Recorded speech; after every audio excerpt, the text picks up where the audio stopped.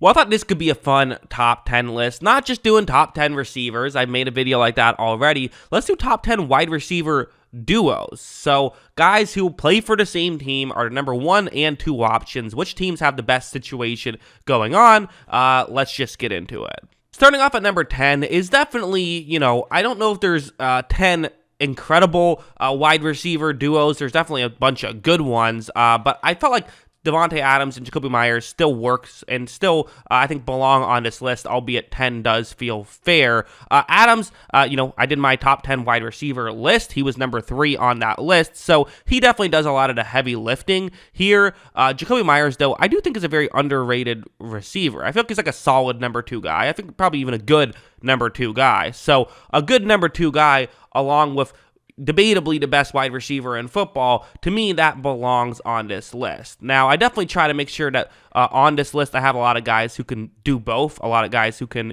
both be, very good, but I think Jakobi Meyers is that guy. I think Meyers is a really underrated player, and so that's part of why I'm putting him on this list. I think some people don't view Meyers the way I do. I really like him, so I have them at number 10 on the list. Number 9, Washington, Terry McLaurin, and Curtis Samuel. And to be honest, you could argue Curtis Samuel shouldn't even be the guy. You could argue Jahan Dotson could be the guy, but I've seen more from Samuel, so I put him on the list. It's 9 for me. McLaurin, to me, is a very good number 1 receiver, and Curtis Samuel is a very good number 2 receiver. I think they can play off each other well. We've seen them do that, so they're definitely one where, again, I think you can maybe argue, do they have the elite guy?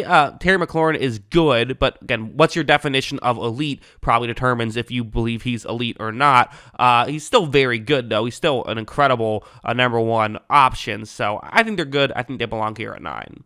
Number 8 is one we haven't seen these two players play together, but the Jacksonville Jaguars, they traded for Calvin Ridley, and they signed Christian Kirk last year. They traded for Ridley in the middle of the season, but he's serving a suspension, so they will get him. Because remember, Ridley had requested a trade from Atlanta, but then was suspended for an entire year due to gambling on a football game which he wasn't playing in, but still, that's what caused him to get a year-long suspension. And then because but now he's there, I think he should be able to do great stuff on the outside, and Kirk's so good over the middle. This feels like a really interesting duo that has very high potential. Can't put them too much higher just because we haven't seen them play together. We haven't seen Ridley play in a year, but I think they belong on this list. 8 feels right for me. Number 7, Keenan Allen and Mike Williams, both of which got banged up last season, but we're kind of getting into the point now of receivers who you kind of just trust. You put one on one side, one on the other side, go down the field, one of them's going to win. Whichever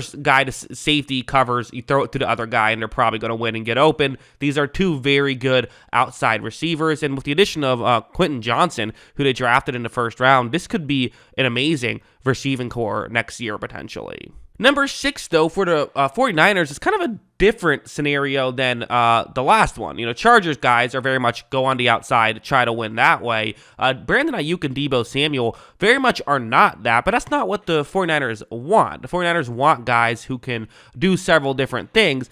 I do think that Samuel doesn't get enough credit for how good of a wide receiver he really is. I think people kind of give him credit for being the guy who can be a running back and a receiver, but he doesn't get enough credit for being an incredible receiver. And Brandon Aiyuk has, I feel like, always been underrated. These are two great receivers who win consistently and are constantly able to run that scheme very well. So I have them not quite at number 10, not quite at the top 5 on this list, but they are in the top 10 at number 6. Number 5, DK Metcalf and Tyler Lockett, another example of two guys who can just win on the outside. They can just consistently win on the outside. Metcalf, a guy who, again, when he's at his best, he's borderline uncoverable. And we saw this in that San Francisco playoff game where he was just, able to easily win in those scenarios. And he was kind of the guy keeping them in it in a lot of ways. And Lockett, one of the better deep threats in the game. So what those two guys just bring to the table and the way that they can win on the outside, but also win over the middle, and how they play together, they complement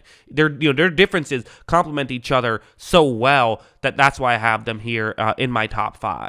Number 4, I am going with two guys who, it's interesting, where I have a decent amount of these situations of guys who did not make my top 10 wide receiver list. In fact, out of all the guys I've mentioned so far, there's still only one player who made my top 10 wide receiver list. That was Davante Adams, who was at number 10. Because again, I'm evaluating the duos, and sometimes duos are only as strong as your weakest link. And for Mike Evans and Chris Godwin, there is certainly no weak link there. Evans, I mean, again, we've seen how well he can do when you leave him on an island outside. You do have to put a safety over the top, or you're going to be in for a hard time. I think maybe the one argument you could make against him is that, well, when he's double teamed, maybe he doesn't always get up the yards that way. Doesn't fight through double teams as well as maybe some other people do. But at the same time, well, you have Chris Godwin, who can run over the middle and take advantage of those double teams and get open that way. So again, another scenario of two incredible receivers that also complement each other very well. Number 3, it's kind of almost a very similar scenario, actually. I never really put it together, but, you could argue Evans and Godwin are very similar to A.J. Brown and DeVonta Smith. Players who are very good. A.J. Brown, definitely the guy who wins on the outside, and then Smith can win on the outside, but you can also just have him go over the middle and win that way. So, again, complement each other very well and are just two very good players, and they're still young. They're only getting better. So they make my top 3 wide receiver duos. Number 2, now we're just getting into the guys where you have two, guys you could argue are top 10 receivers. Ja'Marr Chase was 4th on my board, and T. Higgins did not make my top 10 list, but I did think about him on my top 10 list. And that's sort of similar with, the Eagles. I put Brown on my list, and I considered DeVonta Smith on my list. But there's so many good receivers. But for Chase and Higgins, I mean, we've just seen it so much where I feel like Higgins doesn't get enough credit.